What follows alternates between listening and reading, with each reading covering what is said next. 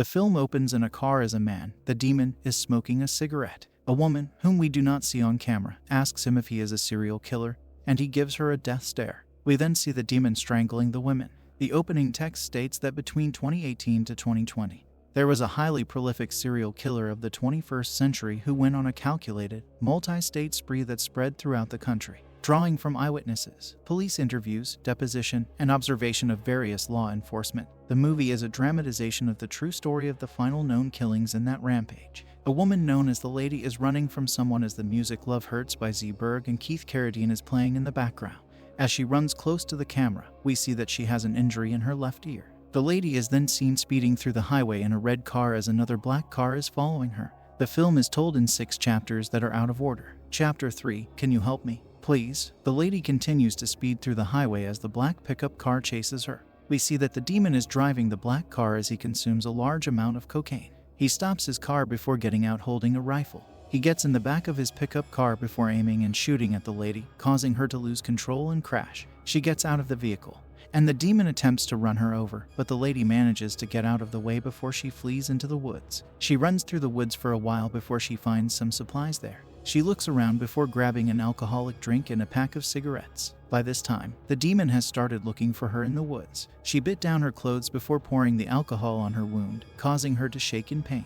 She then pulls a cigarette out and sits there for a few minutes while she smokes. She puts the cigarette out before continuing her run. She runs through an open field, which is from the first scene of the movie. She quickly jumps a fence before reaching a remote house. She walks through the property as a radio station is blasting through the speakers of the house. The Lady starts banging on the front door of the house. 2 elderly couple, Frederick and Genevieve, open the door. The Lady asks, Can you help me? Please. Chapter 5, Here, Kitty Kitty. The Lady is now hiding inside a chest freezer while holding a lighter. The demon is already in the elderly couple's house. He hunts for her inside the home as he holds his rifle. He finds a storage chest and shouts, Here, kitty, kitty, kitty. Before he shoots it, he opened it but didn't find her there. He keeps looking around the house before finding another storage chest. He again shouts, Here, kitty, kitty, kitty, before shoots and opens it, but becomes frustrated when he doesn't find her there too. He continues searching for her, and we see Frederick lying dead in the kitchen while Genevieve is nowhere to be found.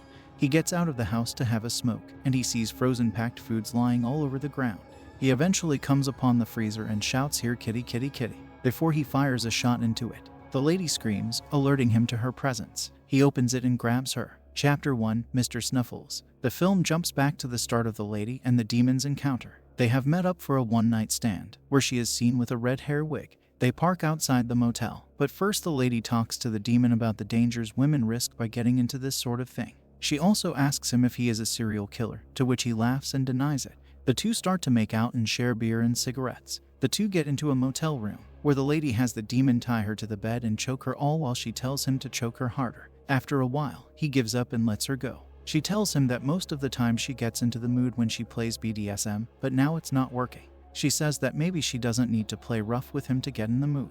They then try once again, but the Lady stops him again, saying she needs a minute. The demon gets fed up and ties her back to the bed and tries to initiate sex, but she tells him no. The demon gets aggressive, tying her back up and slapping her across the face while threatening her with violent sexual acts. The Lady appears to start crying and says, Mr. Snuffleupagus. We then see the two back in the car, and we see the Lady asking him to play BDSM with her. She tells him he needs to make her believe him to turn her on. She tells him that if she cries or says no, he can continue and even push harder because she is getting turned on.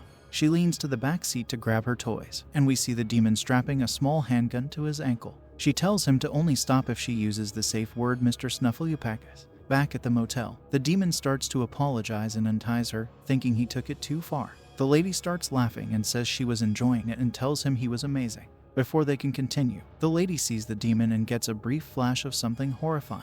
Chapter 4, The Mountain People. Frederick and Genevieve are shown living happily and enjoying a cup of coffee. Frederick then prepares a nice breakfast and they dine together before they start playing puzzle game. Through their window, they see the Lady shouting and banging on their front door. They open the door after Genevieve grabs a bear pepper spray. They treat her ear wound before they ask her how she got into the situation.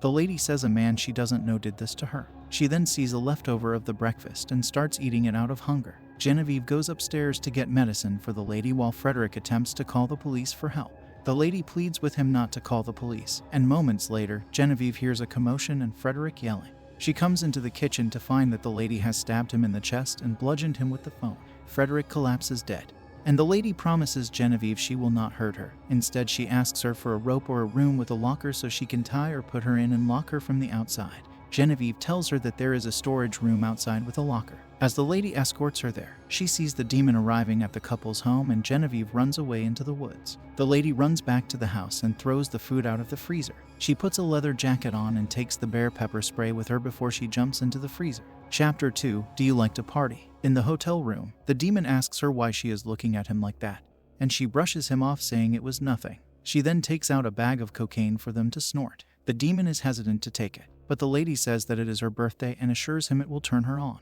The demon finally agrees. The lady then goes over to a table and pours some kind of white powder from a small vial before pouring the cocaine on the side. She snorts the cocaine and makes the demon snort the white powder. They then finally start to get into it, but then suddenly, the lady pushes him and stops. She starts to wear her shoes back while she makes fun of him. The demon finally has enough and tells her he is leaving. She grabs her bag and gets into the bathroom. She pulls out a knife and a teaser from her bag before heading back out. The demon is no longer there, and she gets out of the room and finds him passing out on the balcony. She then drags him back into the room. She lays him down on the bed as he gets sick and loses strength. She tells him that she gave him ketamine. Then the song Love Hurts starts playing on the radio and the lady says it is her favorite song. She takes off his shoes and uses his socks to gag his mouth. She mounts him and starts craving something in his chest. Several minutes pass as we hear her torturing him. She then gets back to the bathroom and cleans the blood off her hands before she takes her wig off. She looks through his wallet and sees that he is a cop. She gets back out and goes to him,